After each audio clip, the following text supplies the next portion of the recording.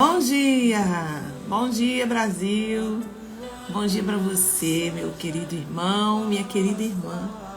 Estamos na nossa jornada, partiu, chegando nos 40 dias, gente, 36 hoje, 36º dia. Quanto que caminhamos, hein? Seja muito bem-vindo, bem-vinda na nossa live de hoje, onde nós estamos aí numa jornada de leitura da palavra, de jejum. Tem um povo caminhando junto. Então você também é muito bem-vindo aqui para compartilhar, para viver essa experiência. Seja bem-vinda, Cris, Rosilene, Simone, bem-vinda. Olha, as palavras de hoje também tá forte, hein? Todo dia Deus tem uma palavra rema para liberar através dessa leitura, né? Então, para você que está chegando aqui agora, né? Deixa eu explicar como é que está acontecendo. São 40 dias que nós fazemos, todo início do ano. Nós fazemos 40 dias de jejum. Nesses 40 dias, nós fazemos um devocional. Estamos lendo a Bíblia desde o início, tá? Desde Gênesis. E vamos indo. Então, a gente lê a Bíblia, cada um no seu tempo, dentro da sua casa, no seu lugar. Você pode ler e você pode ouvir a Bíblia, tá? Tem um aplicativo que você consegue ler. Então, você pode entrar lá nesse aplicativo e começar a ouvir a Bíblia, os capítulos daquele dia, entendeu? Eu só quero tua presença. Deixa eu colocar aqui para vocês. Fixar aqui o de hoje. Juliana, vou te colocar aqui. A minha voz pra te dizer.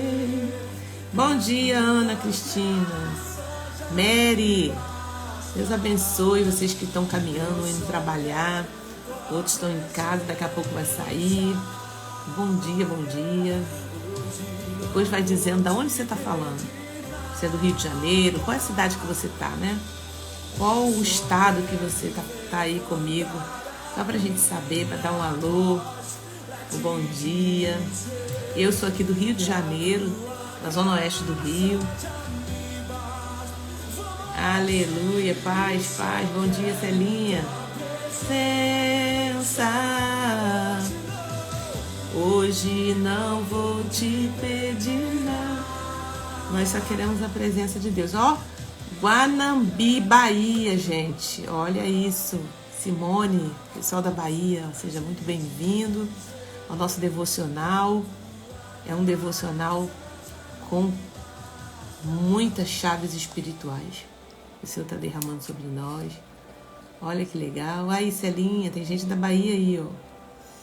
Celinha também é baiana.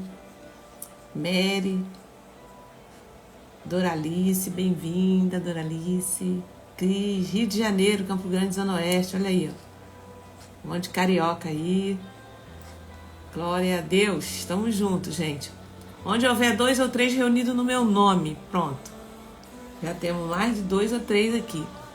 O Senhor, já vou chamar agora a presença do Espírito Santo para estar conosco em nossa sala, né? Espírito Santo, vem nos ajudar. Vem fazer, Senhor, como o Senhor sempre tem feito todas as manhãs.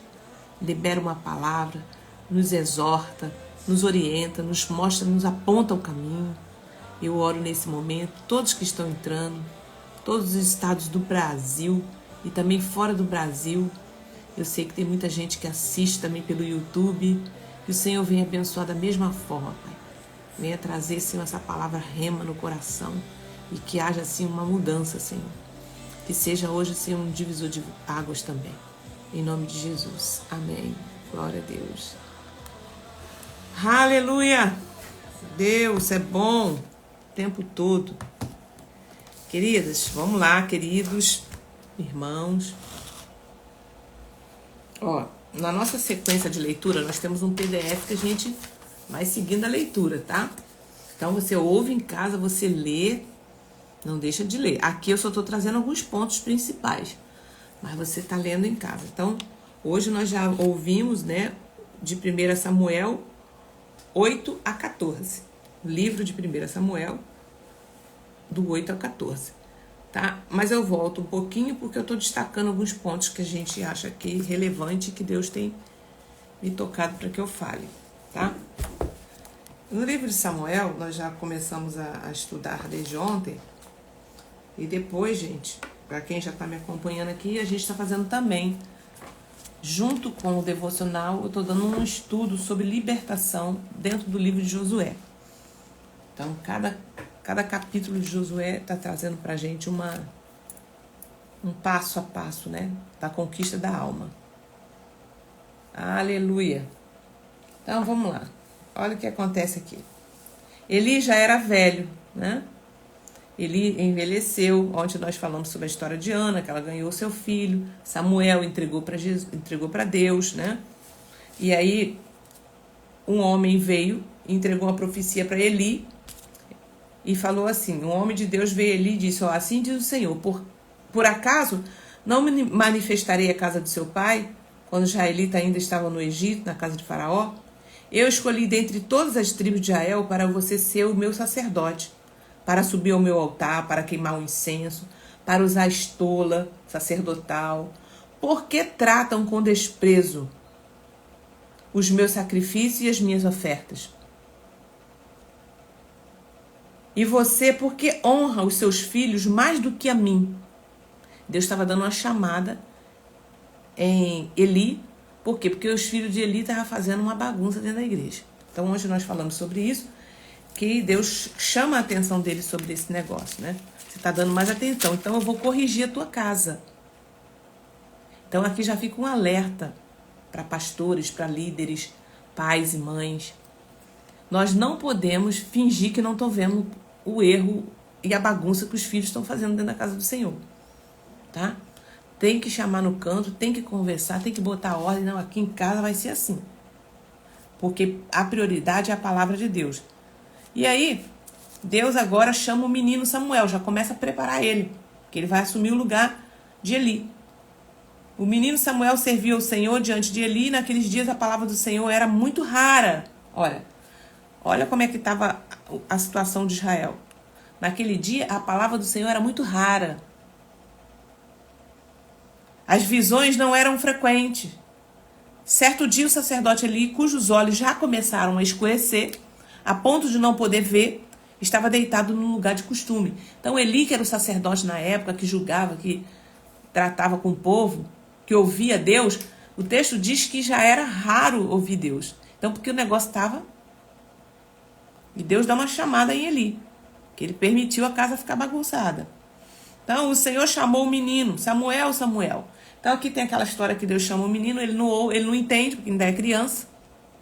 Então, aqui a gente aprende que a nossa caminhada cristã, ela é um crescimento. Ela é um desenvolvimento. Então, o que acontece? Muitas vezes, eu e você estamos ainda numa fase de leitinho. Mas Deus quer que você saia desse lugar. Ele quer que você ouça a voz dele. Ele quer que você tenha uma experiência com ele, uma maturidade. Tá? Então aqui mostra que o menino Samuel foi até Eli pensando que era Eli que estava chamando. Eli falou: não, volta para o seu lugar. Na terceira vez Eli se ligou. Falou assim: acho que Deus está falando com esse menino. Falou assim: olha só, Samuel, quando você ouvir essa voz, fala: eis-me aqui. Então ocorreu novamente. E aí Samuel ouve a voz de Deus. Deus fala para Samuel. Este se levantou, foi até Eli e disse... o Senhor chamou Samuel pela terceira vez. E aí que o Senhor fala com Samuel, eis que vou fazer uma coisa tal em Israel, que todos os que ouvirem ficarão com os dois ouvidos tinindo. Naquele dia farei contra Eli tudo o que eu disse a respeito da casa dele, do começo ao fim, porque eu já disse a ele que julgarei a sua casa para sempre, pela iniquidade que ele bem conhece. Olha aí. Então você sabe o que seu filho está fazendo. Você sabe o que as pessoas estão aprontando dentro da igreja. Você sabe o que está acontecendo dentro desse ministério. E Deus vai dando tempo. Mas ele falou assim: eu vou julgar essa causa. Porque os seus filhos trouxeram maldição sobre si e ele não os repreendeu. Tá vendo aí, pai e mãe? você não repreender seu filho, eu não estou falando aqui que você tem que brigar, tem que bater, tem que xingar, tem que amaldiçoar, não. É chamar eles no conhecimento da palavra e falar, filho, olha, essa situação aqui faz mal aos olhos do Senhor. Então, portanto, jurei à casa de Eli que a sua iniquidade nunca será expiada, nem com sacrifício, nem com oferta. Deus falou assim, eu vou acabar com a linhagem dele. Samuel conta a visão a Eli. Samuel ficou deitado até de manhã. Aí Eli falou, filho, vem aqui. E aí, o que aconteceu? O que foi que o Senhor lhe falou? Aí ele falou, peço que você não me esconda nada. Então Samuel lhe contou tudo que o Senhor tinha dito a ele. E o Senhor, ele é o Senhor, ele faça o que achar melhor. Aí Eli falou, ele é o Senhor, ele faça o que achar melhor. Samuel crescia e o Senhor estava com ele. Todo Israel começou a observar agora Samuel, né? Agora, gente, começa aqui uma guerra. Os filisteus vencem os israelitas.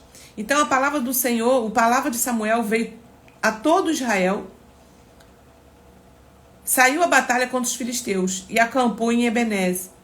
Os filisteus se dispuseram em ordem e foram para a guerra. E ali, os filisteus derrotou Israel. Deus não estava mais com Israel. Estava uma bagunça. Se a casa do Senhor estava uma bagunça, os filhos de Eli estavam fazendo o que queria na porta da tenda, pegando as mulheres, né? Quanto mais Deus está naquele lugar, gente, esquece. Agora, se você tem um relacionamento com Deus, Deus vai te mostrar.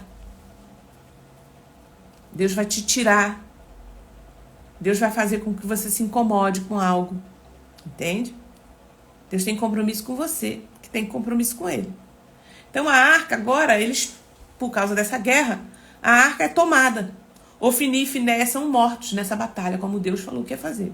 Então quando a arca da aliança do Senhor chegou ao arraial, os israelitas gritaram tão alto que o chão tremeu. Os filisteus ouviram a voz de júbilo e disseram, que voz de grande júbilo é esta no arraial dos hebeus? Então souberam que a arca do Senhor havia chegado ao arraial. E os filisteus ficaram com medo e disseram, os deuses vieram para o arraial. Ai de nós, porque nunca antes aconteceu coisa como essa. Aí, sejam fortes, filisteus, comportem-se como homens, para que não venham a ser escravos dos hebreus. Então eles lutaram, e Israel foi derrotado. E cada um fugiu para a sua tenda. A arca de Deus foi tomada, e os filhos de Eli, Ofni e Finéias foram mortos. Gente, para eles pegarem a arca da aliança, é como você perder a presença de Deus. Pensa você estar numa batalha espiritual e você busca o Senhor e nada. Só acontecendo desgraça. A presença de Deus saiu, foi roubada. Eles levaram. Olha cada coisa que vai acontecer aqui e eu quero fazer uma aplicação para isso. Então, um homem de Benjamim, saindo das fileiras, correu ao meio-dia, chegou em Siló e havia rasgado as suas roupas, espalhando terra sobre a cabeça. Quando chegou, Eli estava sentado numa cadeira. Eli estava velho, já cego, gordo. A Bíblia diz, estava todo lá. Já não estava julgando mais nada. Precisa terminar assim o ministério? Não precisa. Mas por quê? Porque fazer concessões, porque ficou negociando as coisas do reino. Então, o fim é quem vai definir, não é o início, não é o meio dessa carreira, mas é o fim. Então, olha, quando chegou, Eli estava sentado numa cadeira perto da estrada, olhando como quem espera, porque o seu coração estava tremendo pela arca de Deus. Porque a arca ia para a batalha junto, né? Depois que o homem entrou na cidade e deu a notícia, toda a cidade começou a gritar. E Eli, ouvindo os gritos, perguntou, que alvoroço é esse? Então o homem correu e deu a notícia. Eli estava com 98 anos, os seus olhos já não se moviam e ele não podia ver. Eu venho da frente da batalha, Eli. Eu fugi de lá. E ele perguntou: o que aconteceu? O que aconteceu com os meus filhos? Então o mensageiro respondeu: Israel fugiu dos filisteus. Houve grande matança entre o povo. Além disso, seus 2 filhos, Ofni e Finéias, foram mortos. E a arca de Deus foi tomada. Quando ele mencionou, não foi nem os filhos, porque ele já estava esperando que os filhos iam ser punidos mesmo. Que Deus já tinha avisado a ele. Mas quando ele falou que a arca da aliança, a menção da arca de Deus, ele caiu da cadeira para trás, junto ao portão da cidade. Gente, a pior coisa na vida do crente, a pior coisa na vida de um ministério, é a arca de Deus sair do meio. É a presença de Deus sair. Vira uma bagunça. Vira apostasia. A Bíblia fala que ele caiu para trás, junto ao portão da cidade, quebrou o pescoço e morreu. Ele era um homem velho e pesado e havia julgado Israel durante 40 anos. Entende? Então, como que está o teu ministério? Está pesado? Já está perdendo a visão? Bora, vamos se consertar. Vamos se consertar com Deus. Tá? Deus está falando aqui. Não precisa terminar dessa forma. Tem lugares que a presença de Deus já não está, há muito tempo. Tá? As pessoas estão gordas espiritualmente, velha, cansada, sem visão. É isso. Tá? A nora de Eli, a mulher de Finéias, estava grávida e próximo do parto. Quando ela ouviu essas notícias de que a arca de Deus havia sido tomada e de que seu sogro e seu marido tinham morrido, encurvou-se e deu à luz, porque as dores lhe sobrevieram. E Deus falou para Eli: nenhum mais da sua casa, ninguém mais da sua casa vai herdar o sacerdócio. Deus cortou pela raiz. Entendeu? Sério isso, né? É para você pensar aí. Deus havia tomado. Quando ela estava morrendo, as mulheres que ajudavam disseram: não tema, porque você teve um filho. Ela, porém, não respondeu e nem fez caso disso. Ou seja, ela morreu também. Então foi uma destruição, né? Foi-se a glória. Aí eles começaram a gritar: foi-se a glória de Israel. Foi-se a glória de Israel, pois a arca de Deus foi tomada. Então, gente, quando a arca de Deus vai embora da nossa vida, é só morte, destruição. Volta para a casa de Deus. Confesse seu pecado. Ajeita esse altar. Renova essa aliança, né? Hoje nós temos o sacrifício de Jesus na cruz, que é uma nova aliança, para você se arrepender e obter o benefício da cruz. E aí, gente, o que aconteceu? Os moradores de Asdod se levantaram de madrugada no dia seguinte, os filisteus levaram a arca. Olha que história que muito interessante, a gente tira alguns aprendizados também. Levaram a arca. A arca, ela simboliza a presença de Deus no meio do povo de Deus. Agora, olha o que acontece quando a pessoa tenta chamar a arca, né? Tenta tocar a mão na arca de qualquer maneira. Tocar na presença de Deus de qualquer maneira. Vamos aprender aqui? Olha, os moradores de Asdod se levantaram de madrugada no dia seguinte, e eis que Dagon estava caído com o rosto em terra. Então colocaram a arca junto do lugar onde estava Dagon. Dagon era o deus deles, né? Lá dos filisteus. Quando eles chegaram, Dagon estava com a cabeça para baixo. Tem que se curvar. Né? Os demônios não suportam a presença. Demônios não suportam a presença de Deus no ambiente. E você carrega a presença de Deus. Então, quando você carrega a presença de Deus, preste atenção. Aonde você chega, o mal tem que sair. Quando você carrega a presença de Deus, aonde você chega, os demônios que estão atuando ali têm que se submeter ao Senhor. A você que está carregando. Entende isso? Então, Dagon, baixa a cabeça. Levantando-se de madrugada, no dia seguinte, pela manhã, eis que Dagom estava caído de bruço agora, diante da arca do Senhor.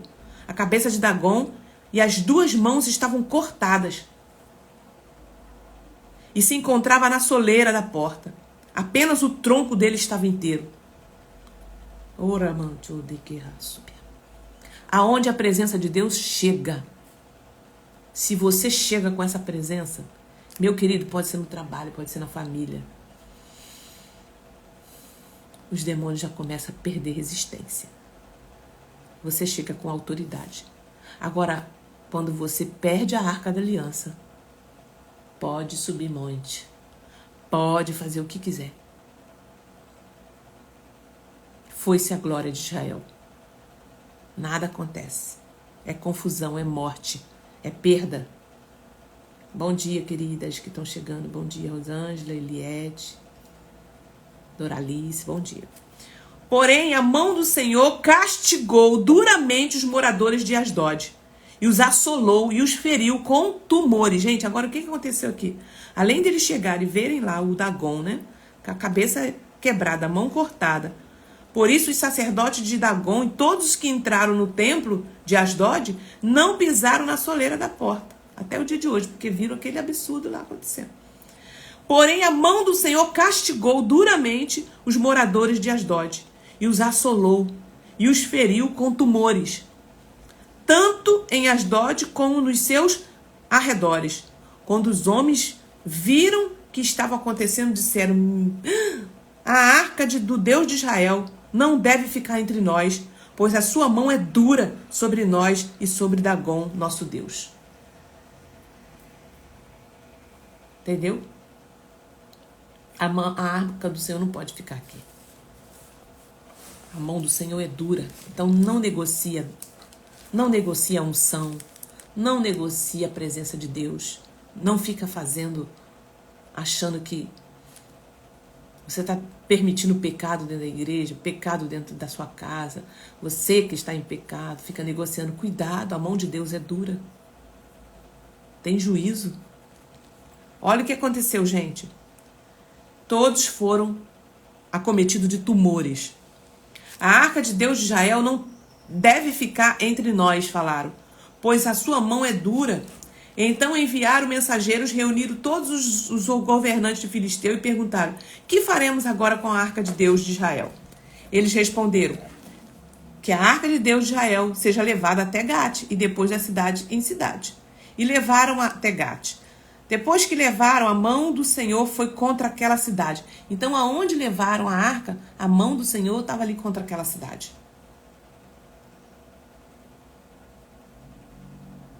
Pois feriu os homens daquela cidade, desde o pequeno até o grande. E lhes nasceram tumores. Olha aí, gente. Tumores. Então enviaram a arca de Deus. Não brinque com a presença.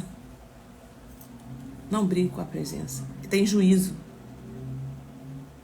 Não fique de qualquer maneira. A presença de Deus é santa. Nós temos que ter reverência, abandonar o pecado, as práticas erradas. Deus toca. Olha, gente, o que aconteceu? Pois feriu os homens daquela cidade, desde o pequeno até o grande, e lhes nasceram tumores. Todo homem ficou com tumor, né? Então enviaram a arca de Deus em Ecrom, mas quando a arca chegou lá, os ecronitas clamaram: trouxeram a arca de Deus de Israel até aqui para matar nós também? Então enviaram mensageiro e reuniram os governantes dos filisteus e disseram: devolvam a arca de Deus a Israel, que ela volte ao seu lugar, para que não mate nem a nós e nem o nosso povo. Porque havia terror de morte em toda a cidade. E a mão de Deus castigou duramente ali. Os homens que não morriam eram atingidos com tumores, e o clamor da cidade subiu até o céu. Eita. Agora os filisteus enviam a arca, gente.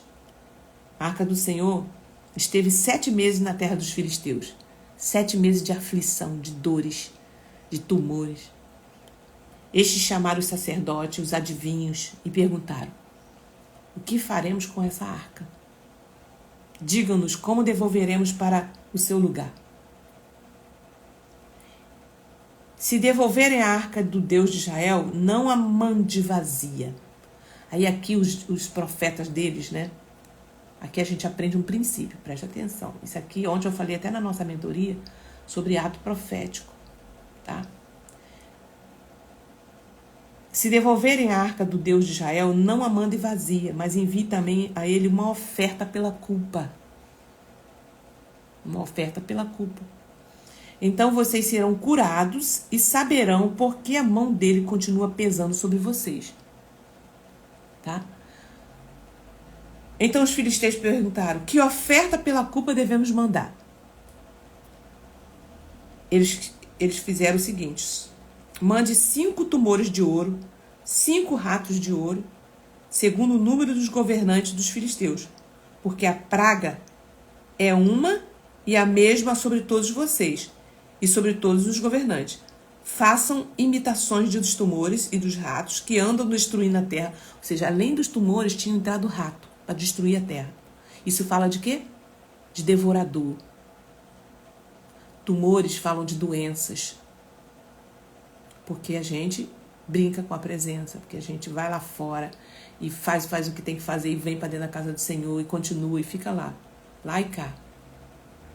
Eles falaram assim, olha, para cessar, manda uma oferta pela culpa. Uma oferta pela culpa. Façam imitações. Eles mandaram fazer do que estava acontecendo ali.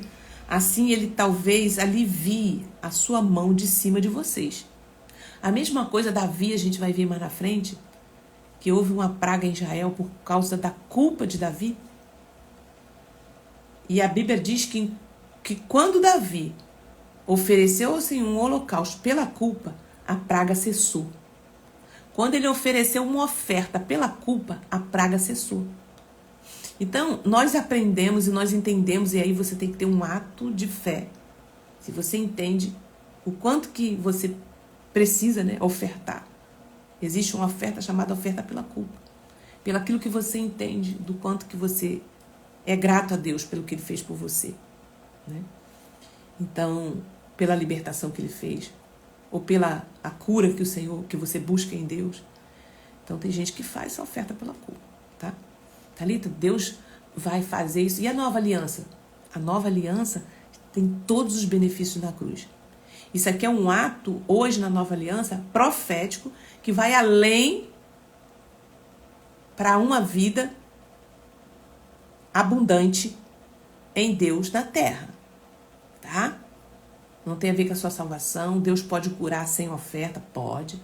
Mas eu estou falando, se você tem fé e se você entende que você pode fazer isso, faça. Tá? Eu explico isso dentro da mentoria. Eu tenho toda uma orientação sobre isso, tá? Por que vocês endureceram o coração como os egípcios e Faraó fizeram? Não é verdade que depois que Deus os maltratou, deixaram os israelitas sair e eles foram embora? Então, agora o que eles estão fazendo? Então, pegue a arca do Senhor e ponha sobre um carro e num cofre ao lado dele põe as figuras, põe a oferta, porque é o que eles tinham, né? Fique observando. Então, agora manda no carro e manda embora. Então foi o Deus de Israel que nos fez esse grande mal. Mas se não, saberemos que não foi a sua mão que nos atingiu e que isso nos aconteceu por acaso. Os homens fizeram isso, pegaram 2 vacas com crias e amarraram ao carro, encerraram o seu bezerro, puseram a arca em cima e enviaram, tá? Enviaram para a terra dos judeus lá, né? Dos hebreus. Interessante. Então o carro veio até o campo de Josué e parou ali, onde havia uma grande pedra. Eles cortaram a madeira do carro e pedaços e ofereceram as vacas ao Senhor. Então, aqui ele diz que no mesmo dia, os homens de Bet-Semes ofereceram holocausto e sacrifício ao Senhor. Os 5 governantes dos filisteus viram aquilo e voltaram para Ecrom no mesmo dia. Estes são os tumores de ouro que os filisteus enviaram ao Senhor. Enviaram também ratos de ouro, fortificados até a grande pedra sobre a qual puseram a arca do Senhor até o dia de hoje, né? No campo de Josué. Eles têm lá um memorial. A arca chega então na terra. Vamos ver aqui. O Senhor feriu os homens de Bet-Semes, porque olharam para dentro da arca. Então o povo chorou porque o Senhor tinha feito tão grande matança. Os homens de Bet-Semes disseram: quem poderia estar diante do Senhor? E aí, gente, a arca vai.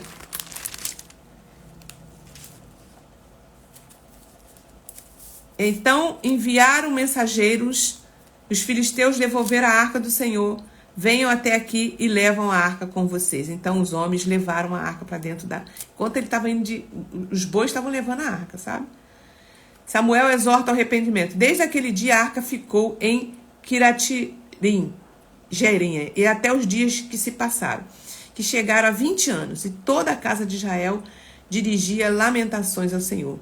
Samuel falou toda a casa de Israel, dizendo: se é de todo o coração que vocês estão voltando ao Senhor, então tire do meio de vocês os deuses estranhos, os astarotes, prepare o coração ao Senhor e sirva somente a Ele. Então aqui a gente vê que quando esses homens enviam a arca, eles recebem a praga, né, cessa dentro do arraial deles. Os ratos cessam, os tumores cessam. Então eles enviam a arca e enviam com a oferta. Agora, quando a arca chega no arraial, Samuel agora é o profeta. Ele morre, Samuel assume esse lugar e ele começa agora a botar a ordem na casa novamente. Falar: olha, abandona e sirva somente a Deus. Congregue todo Israel, e ele começa a arrumar a casa do Senhor. Pecamos contra o Senhor. Samuel julgou os filhos de Israel em Mispa. Quando os filisteus ouviram que os filhos de Israel estavam congregando em Mispa, os governantes dos filisteus saíram para atacá-los. Então os filhos de Israel disseram a Samuel: não cesse de clamar ao Senhor, nosso Deus, por nós, para que Ele nos livre das mãos dos filisteus. Novamente, eles estavam agora passando por mais uma batalha. E aqui, gente, a gente aprende que Samuel julgou durante todos os dias da sua vida. De ano em ano fazia uma volta, passando, né, nas cidades e julgando a cidade conforme o Senhor ordenou. A gente aprende que Deus levanta homens para corrigir, para exortar. Agora, quando esses homens falham, também não tem compromisso com Deus, Deus também não tem compromisso, gente. Ele tem compromisso com a sua palavra, enquanto a gente está em obediência a ela. Enquanto a gente está em obediência à palavra de Deus, Deus tem compromisso com você. Quando Samuel ficou velho, constituiu seus filhos por juízes sobre Israel. O primogênito se chamava Joel, o segundo se chamava Abias. Aí agora o que aconteceu aqui? Porém os filhos de Samuel não andaram pelos caminhos dele. Nem sempre o filho vai andar no caminho do pai. Nem sempre o filho está preparado para assumir um sacerdócio. Mas o que acontece hoje na tradição? O filho assume. Às vezes aquele filho não tem chamada para aquilo. Não tem. Ele vai e assume.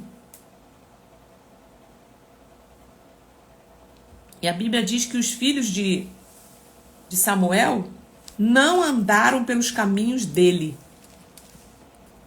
Ao contrário, inclinaram-se à avareza. Olha aí. Olha a avareza aí. Aceitavam suborno e perverteram o direito. Quantos sacerdócios que morrem, homens de Deus, e os filhos assumem. E aqui diz a palavra de Deus: inclinaram-se à avareza. Vê se vocês não veem isso por aí. Aceitaram o suborno e perverteram o direito. Então todos os anciões de Israel se congregaram e foram falar com Samuel. E eles disseram: veja, você está ficando velho. Os seus filhos não andam pelos seus caminhos, não estão fazendo. Por isso queremos agora que você nos constitui um rei. E agora eles queriam um rei. Eu quero um rei. Nós queremos rei, nós queremos rei. O Senhor disse a Samuel: Samuel, atenta à voz do povo. Tudo o que eles estão pedindo, porque não foi a você que eles estão rejeitando, mas a mim, para que eu não a reine sobre eles. Então, essa mania do povo querer que alguém os dirige de qualquer maneira. Entendeu? Não quer saber se tem chamada, se não tem. A gente precisa de um pastor. Você precisa de Jesus. Você precisa ter uma aliança com Jesus. Você precisa desenvolver a sua intimidade com Jesus. Atenda a voz do povo, porque estão rejeitando a mim, não é a você. Agora, pois, atenda a voz deles. E aí tem toda a história de Saul contando aqui, né? Saul era um homem de aparência, né? Filho da tribo de Benjamim. E Deus já tinha falado com Samuel que ele ia aparecer procurando os bois, né? Do pai dele. E amanhã pela manhã vai chegar um rapaz assim, assim, assim, Saul. E é esse que vai ser. É esse aí, você vai consagrar ele. E todo o enredo aqui no capítulo 9 mostra essa chegada de Saul próximo de Samuel. Samuel levou Saul e o servo dele à sala de jantar. E ali contou para ele tudo que Deus tinha falado. E falou, você vai ser o próximo rei de Israel. Tá? Agora Samuel unge Saul. Na hora de ungir Saul, né, chamou todas as tribos. Põe aqui em fileira. Nós vamos chamar tribo por tribo.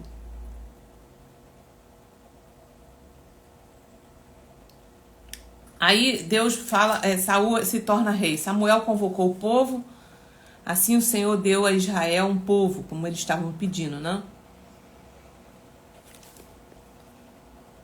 Aí, aqui eu acho muito interessante aqui a história, né? Mas quando Samuel fez com que todas as tribos se aproximassem, e a tribo sorteada foi a de Benjamim. Então Samuel chamou a tribo de Benjamim pelas suas famílias. E foi indicada a família de Matre. E a família de Matre foi indicada de Saul, filho de Quis. Mas quando procuraram, não puderam encontrá-lo. Cadê Saul? Então perguntaram ao Senhor se aquele homem já havia chegado ali. Saul não está aqui no meio do povo? Foi todo mundo convocado? Era para ele estar aqui. Foi consultar a Deus. Deus, cadê o homem? Não apareceu. Olha o que diz o texto. E o Senhor respondeu, ele está aí. Está escondido entre as bagagens. Então correram e o tiraram de lá. Um homem de não sei quantos metros, porque a Bíblia diz que as pessoas batiam no seu ombro, olha. Ele ficou em pé no meio do povo e era o mais alto de todos, dos ombros para cima.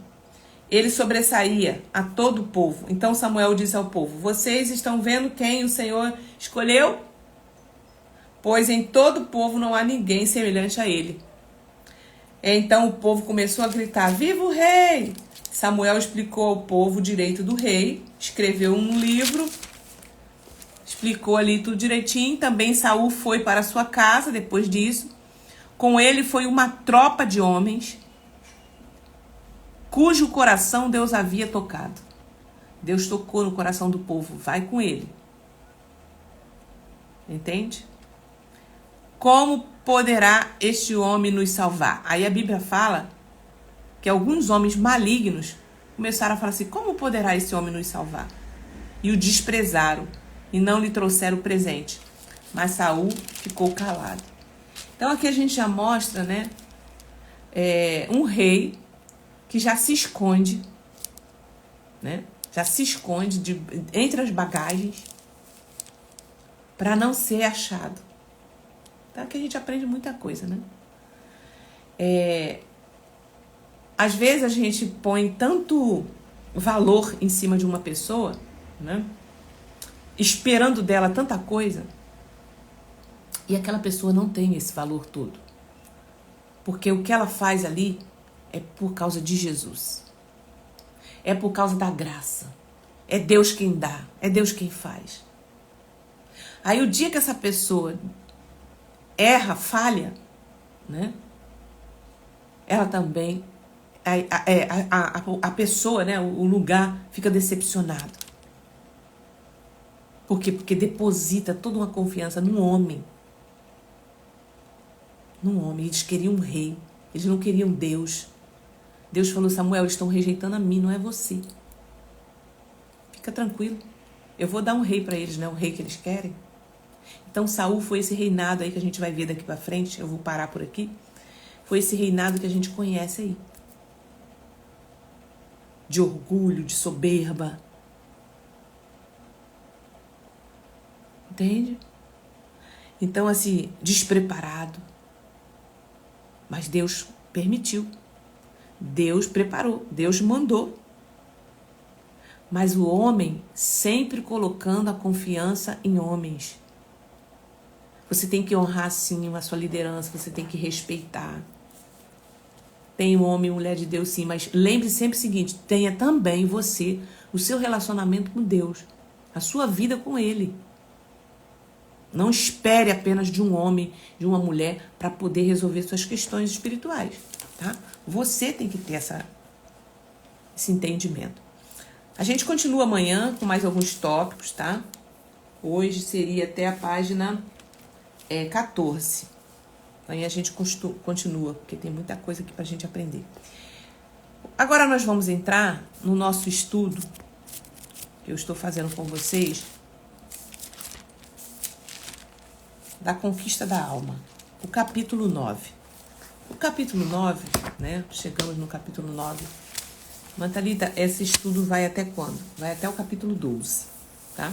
Aí depois a gente continua só os nossos devocionais, tá? Lembrando que sábado é o nosso último dia dos 40 dias. Eita glória! Os 40 dias de jejum e de devocional. Que eu vou estar aqui com vocês, que eu estou com vocês aqui direto, né? A partir da outra semana, vamos continuar as leituras. Você continua a leitura na sua casa. E aí, no dia que eu for fazer a live, eu vou fazer o devocional da leitura daquele dia. Porque eu vou continuar lendo, eu vou continuar ouvindo, meditando. E eu vou fazer com vocês o devocional daquele dia, tá? Faço um panorama rápido e trago o devocional daquele dia e a gente continua no devocional. Porque a Bíblia, gente, ela é a fonte de muitos assuntos. Vocês verem quanta coisa eu já trouxe aqui para vocês? É ou não é verdade? Todos os assuntos estão dentro da palavra de Deus. A gente vai passar por cada situação aqui ainda, que eu vou trazer para vocês, que é como se fosse um alimento diário. Vocês vão pegando. É o maná que desce do céu diário, tá? Então, a melhor fonte para você buscar de todas as fontes é a palavra de Deus, tá? Então aqui eu vou pedir ao Espírito Santo para me derramar, para que eu possa transmitir para vocês a palavra daquele dia. Dentro do capítulo 9, agora a gente vai falar sobre a estrutura de manipulação. Então quem vem me acompanhando aí desde o capítulo 1, nós estamos aprendendo que a terra prometida, a Canaã, né, é a nossa alma. Então existe um processo para a conquista da alma. E fomos falando sobre vários pontos dentro dessa conquista da alma. E agora a gente chegou na estrutura de manipulação. O que acontece nesse capítulo aqui? Todos os reis que estavam do lado oeste do Jordão, nas montanhas e nas campinas, em toda a costa do mar, do Líbano, ficaram sabendo disso. Que o povo de Israel estava tomando as terras. Ficou todo mundo com medo. Então, eram o rei dos heteus, dos amorreus, dos cananeus, dos fariseus, dos heveus, dos jebuseus. Então eles se ajuntaram de comum acordo para guerrear contra Josué. Mas os moradores de Gibeão, ouvindo o que Josué tinha feito com Jericó e com Ai, usaram de astúcia e foram e se fingiram de embaixadores, levando saco velhos, grave isso aí, saco velhos sobre os seus jumentos e odres de vinho velhos, rasgados, cheio de remendo, calçando sandálias velhas, remendas e vestidos de roupas velhas. Todo o pão que traziam para comer era seco e boloento. bolorento, ou seja, estava meio velho já. Foram a Josué no arraial, ou seja, eles fingiram, eles criaram esse cenário. E foram até o arraial de Gigal e lhe disseram eles aos homens de Israel: viemos de uma terra distante. Ou seja, Deus tinha dado a ordem que todas as terras do lugar onde eles estavam, eles iam tomar. E eles fingiram dizendo que estavam vindo de distante, uma terra distante. Mas os homens de Israel responderam aos heveus: talvez vocês morem aqui por perto. Como podemos fazer uma aliança com vocês? Então disseram a Josué: somos seus servos. Mas Josué perguntou: quem são vocês? De onde vocês vêm? Eles responderam: esses seus servos vieram de uma terra muito distante por causa do nome do Senhor, seu Deus, pois ouvimos a sua fama e tudo que você fez quando vocês saíram do Egito, taralá, né? Taraná, e foi contando.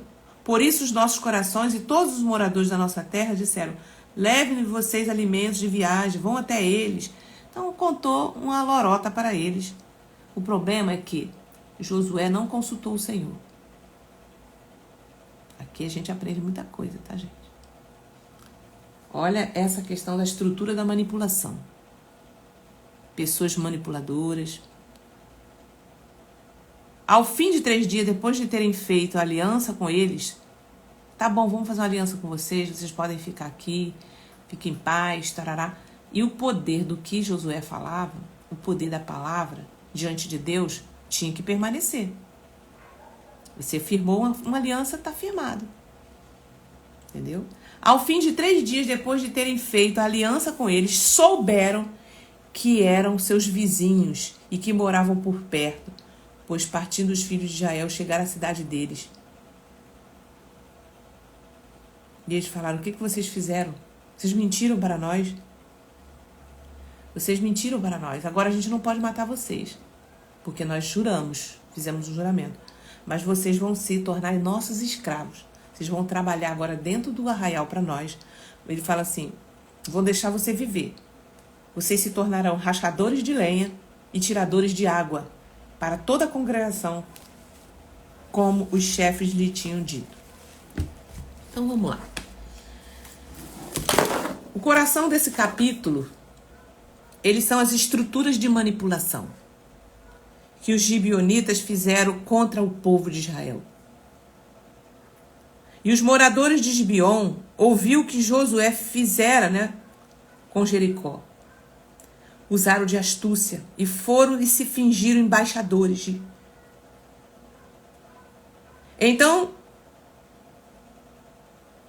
Josué olhou para os seus pés, né, tinham sapatos velhos, remendo, roupa velha. E viram a Josué ao arraial e se aproximaram dele. Fingiram, falaram que vieram de uma terra distante. Os gibeonitas usaram uma estratégia diferenciada dos outros povos que se uniram para combater com o povo de Israel. O primeiro aspecto da manipulação: pão velho, odre, rótus, falam de juramento e aliança. Representa uma ceia estranha, falida, uma comunhão falida. É quando entramos em relacionamentos errados. Você olha assim, pão tá estranho. Essa pessoa é meio estranha. Não tá batendo com as coisas de Deus, do reino. Mas você negocia, porque tipo assim, vou acreditar nela, vou acreditar nele. É quando entramos em relacionamentos errados. Quando une a carência de um líder, a carência de uma pessoa, a carência de um libertador com a pessoa libertada. É quando a igreja, é quando o pastor, a liderança, ele está carente, né, de pessoas. E ele vai fazendo associações, ele vai permitindo, vai entrando. A carência da pessoa liberta com o libertador. Não se pode criar um processo de aconselhamento que perdura muito tempo. Ou seja, um fica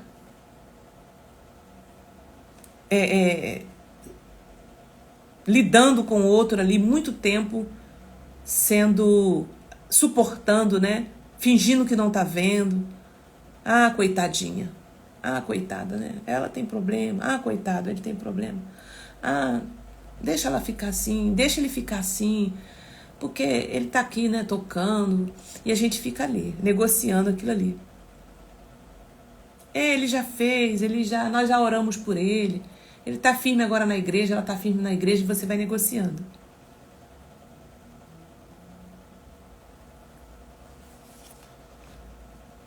É onde o libertador aconselha uma pessoa por muito tempo e se torna um processo de manipulativo, que pode gerar uma situação pecaminosa.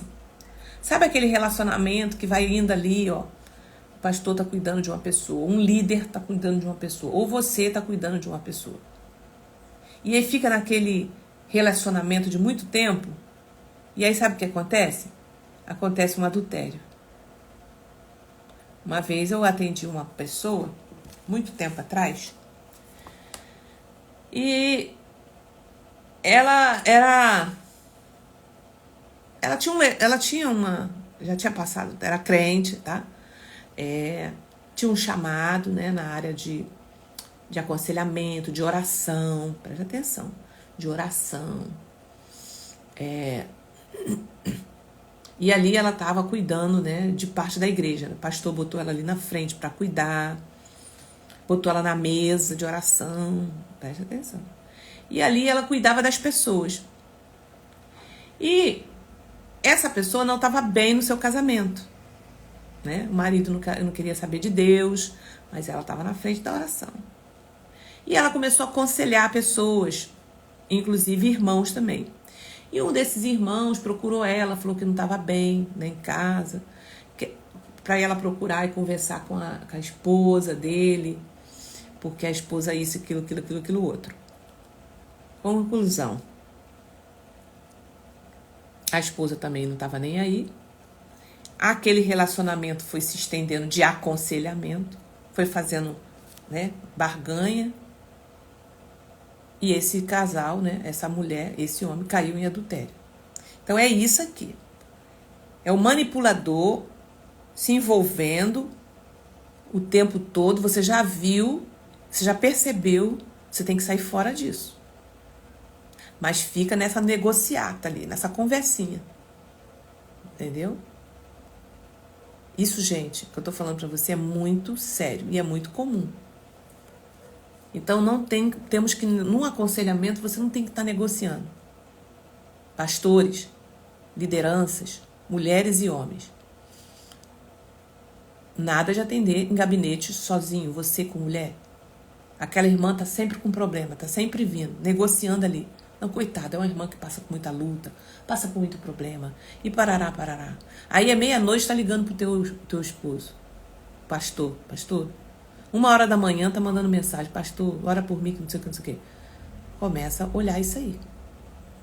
É esses gebionitas aqui, ó. Pão velho, odre velho. É uma aliança estranha. Pegaram o que eu tô falando? É uma aliança estranha. É onde o libertador aconselha uma pessoa por muito tempo e se torna um processo manipulativo, que pode gerar uma situação pecaminosa. Outro aspecto da manipulação são os mecanismos de autodefesa, ou áreas de profunda rejeição, onde a pessoa inspirada por essa carência e rejeições, numa série de estratégias de manipulação, onde tudo que a pessoa quer é a atenção. Amor do outro. Concupiscência da atenção, de atenção. Então, às vezes, a pessoa está ali, sempre ali te buscando, sempre ali querendo, porque ela quer atenção. Então, a gente está falando sobre manipulação. Representa líderes que precipitadamente promove líderes iníquos, que terão que ser tolerados na igreja. Tá?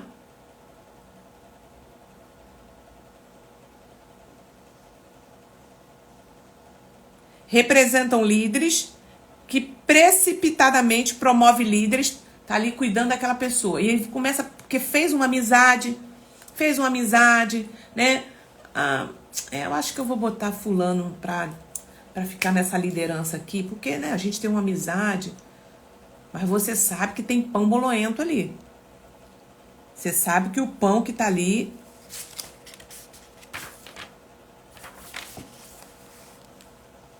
não entende isso? Mas você bota líderes assim mesmo. Representam líderes que precipitadamente promovem líderes iníquos que terão que ser tolerados na igreja. Aí é porque o cara, ele é graduado, ele é seminarista, ele fez um seminário, mas tá com a vida bolorenta. Casamento esquisito, cheio de estruturas de manipulação, pão velho, mas porque fez uma amizade, né? Porque, ele tem uma boa palavra, ele tem uma boa... e fica fazendo negociata. Foi isso que aconteceu com Josué. Fica fazendo negociata na alma, na vida. Esse capítulo representa uma aliança de julgo desigual, sem a consulta ao Senhor, onde o vinho, o pão velho, representa um propósito fora da vontade de Deus. É fora da vontade de Deus. Mas aí, tá preso ao outro.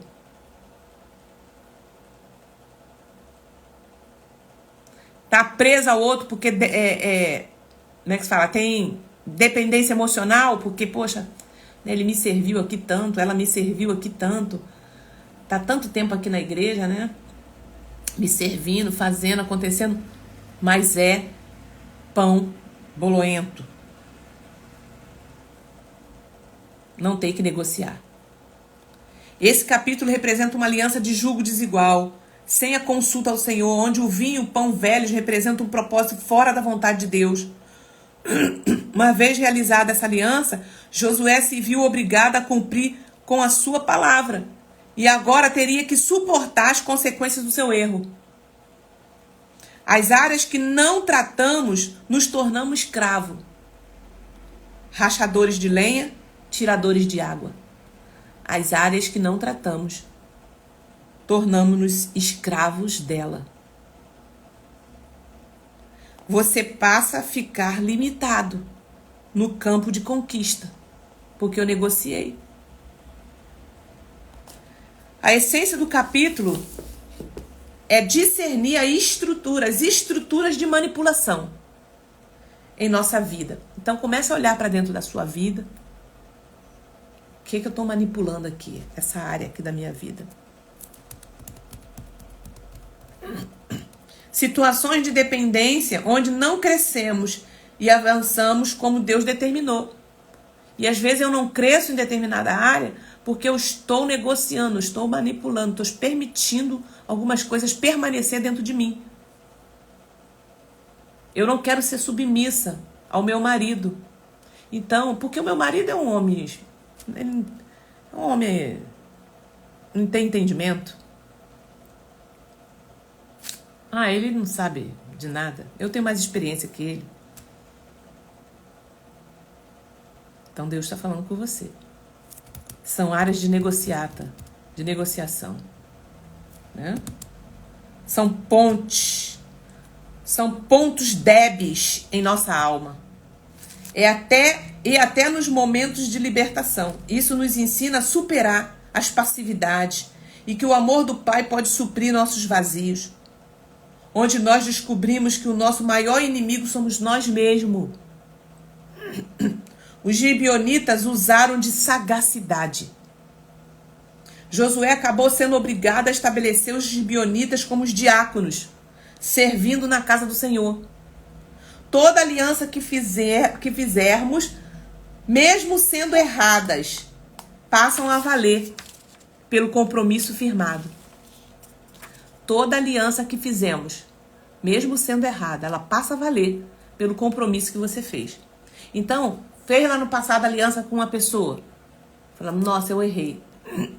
Mas agora você firmou diante de Deus um compromisso. Diante com essa pessoa. Josué teve que aturar os seus inimigos dentro do seu território. É aquele momento que você tem que aturar, porque você fez negociata. Agora essa pessoa já dominou o ambiente. Essa pessoa já tomou conta de tudo que você... E você fica ali naquela situação. São situações onde, sem discernimento, aceitamos a aparência das pessoas, ou seja, a imagem das pessoas. A quebra do princípio da obediência comprometeu os limites de conquista do povo de Israel. Eles não puderam conquistar os gibeonitas. Tiveram que ficar com eles e para sempre deu problema. A gente vai ver aqui, ó. Olha o que essa aliança provocou. Lá na frente a gente vai ver em 2 Samuel.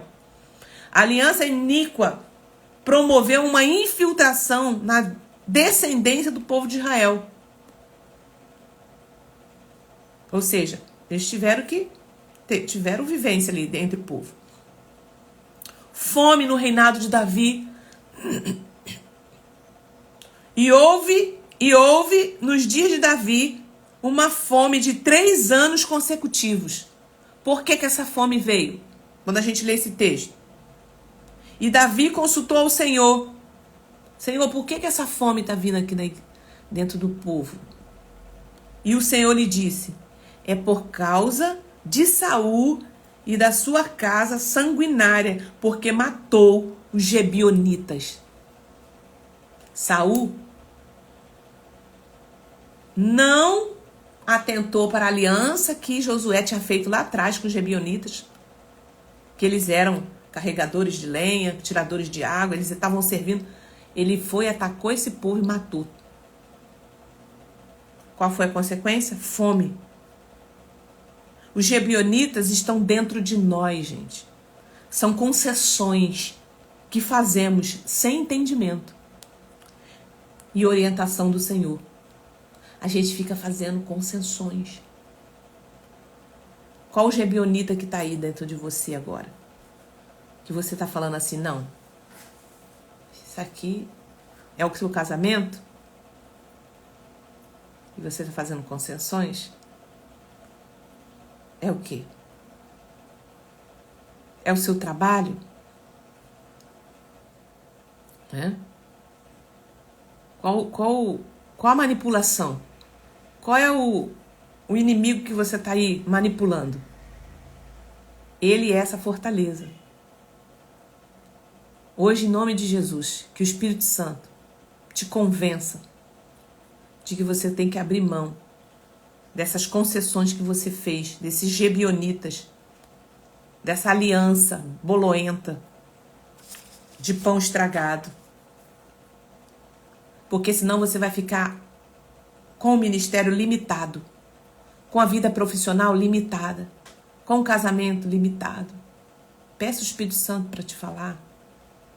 Você sabe, o Espírito Santo está te tocando e você sabe a área que você precisa tratar. Ok? E cada um de nós possamos entender isso. Esse é um mapeamento que a gente faz. É olhando todos essas negociatas. Amém? Amanhã, no capítulo 11, já está acabando, hein? Esgotar a carga de libertação. Agora, amanhã a gente vai falar sobre isso. Capítulo 10. Nós falamos no capítulo 9, né?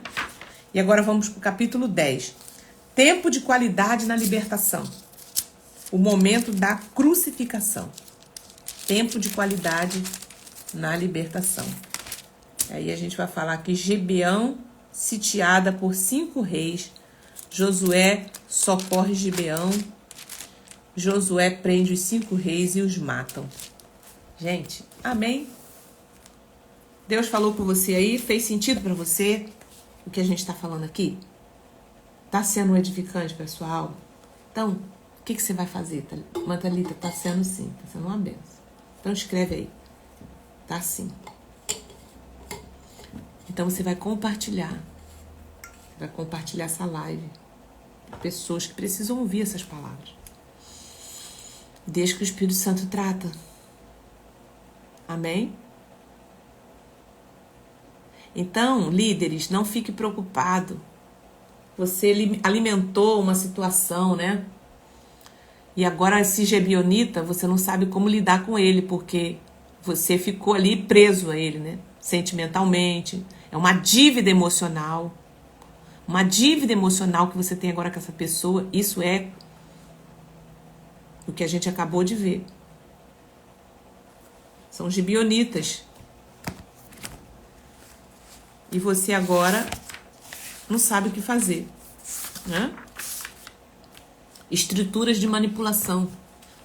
Foram estruturas de manipulação que você negociou sem consultar o Senhor. Foi pela sua emoção, foi porque você achou que poxa, acho que essa pessoa aqui pode me ajudar, pode ser um futuro obreiro aqui, um futuro pastor. Não, ele tem graduação, ele é um homem, ele tem curso de seminário, tal e tal. Mas tem pão boloento aí.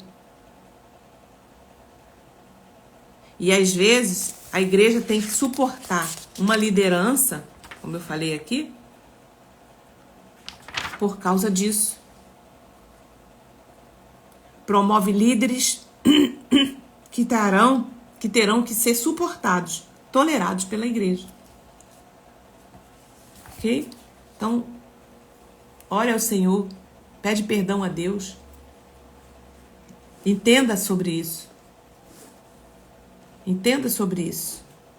Reconheça, não faça negociata os gibeonitas da sua alma. Aleluia. Deus abençoe, meus irmãos. Olha, deixa eu falar algo para você. Nossa inscrição ainda tem vaga, tá? Para você se inscrever para o nosso encontro, segundo encontro de mulheres intercessoras. Ontem eu fiz um story, deixa eu pegar aqui o nosso, sempre eu faço uma lembrancinha para vocês, olha aqui, ó. Nosso segundo encontro, muito linda, gente, resistente. Ó, segundo encontro de mulheres intercessoras. Tá lindinha ela, ó. E também tá aqui o nosso tema, Levante-se, Débora. Um chamado à intercessão. Então, bora, faz a tua inscrição. Gente, deixa eu falar algo para vocês. A inscrição, ela tem um custo mínimo, porque o local, ele é alugado. Isso aqui também que eu mostrei para vocês, tem custo. A ornamentação tem custo. O que eu arrecado não cobre. Não cobre tudo isso. Geralmente o Senhor me dá de outra forma. É a oferta que eu recebo. E eu vou juntando para poder, nesse dia, eu acrescentar. Então, venha, seja generoso. É um tempo que você vai ser edificada. Se você não vem, mas oferta nesse lugar, oferta nesse ministério, tem sido alimentada pela palavra de Deus? Thalita, tenho sido muito alimentada aqui. Chama aqui o meu suporte aqui na bio, fala, eu quero ofertar. Tem pessoas que, por exemplo, não estão em igreja, mas estão aqui no Ministério Vida Plena online. E ela oferta e ela dizima aqui.